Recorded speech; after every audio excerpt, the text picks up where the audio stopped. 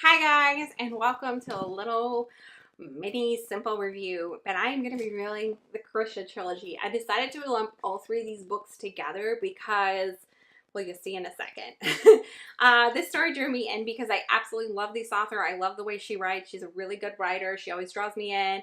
I love the characters she writes typically, and the storyline. I had read about these countries, or I had read about the Grisha when I read Six of Crows and Cricket Kingdom, and I absolutely loved them. And the covers are beautiful. Like, these are beautiful covers.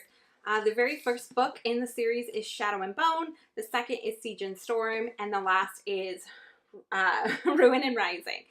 And these books, it is a completely different like universe here. I know they have kind of like a Russian theme on the bottom, but this is definitely a different universe, the Grisha Trilogy.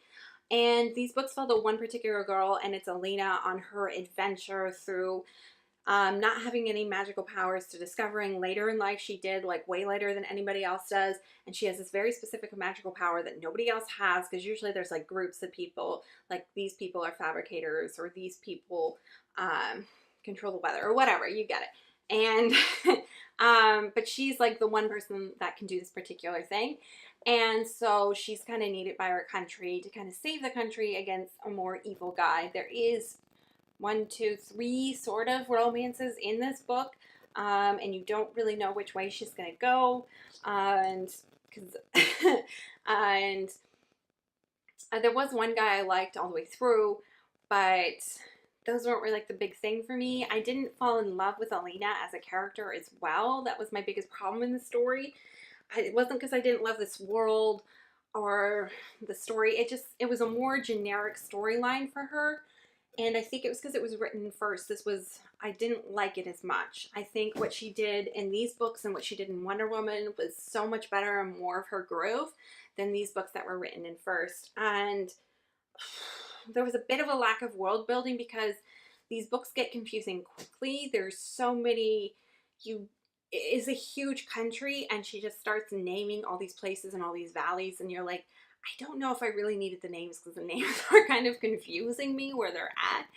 And I needed the borders to know if they were in the borders or if they're in the mountains. I needed descriptions and things like that to find and, you know, like live the story and all that stuff. But when she was just like naming places and being like, I'm going here, here, and here, and there is a ton of adventure and they are traveling so much in all three of these books, that part was also like critically like, I don't know. I didn't like that part. They are very, very fast reads. If you like fantasy, they're not bad by any means. She's a great writer. I would definitely suggest them if you like YA fantasy. They're not too terribly intricate or anything like that. They're definitely not adult fantasy. And they go by super quickly. They are really fast reads. I do love the author. I just wish I would have read these first. Before I read Cricket Kingdom and stuff, because I think I might have liked them a little bit better. Story as well, and the last story, it was kind of like one of those things where everything works out well. That part was like a little bit frustrating, because it's just like, not frustrating, but like, I do want a happy ending. Because you're a writer, you can give me a happy ending, but it's just, it came to the point of my suspended belief. It became almost unbelievable in the end. That was the only one critique on the last one. And then on the second one, there was, it starts out really adventurous, and then there's like a slow point in the second one on Siege and Storm, and then it goes really adventurous at the end. And in the middle of the second one, if you get stuck there a little bit, just keep reading. It'll get good again. And then the very first one, it was kind of just like a huge get-to-know-me piece. Characters more, and you don't really know the characters in the end. You're kind of like, is that one evil? Is that one not evil? Kind of moment. I mean, I I feel like I jumped around a lot in this critique, but I love the author. I do.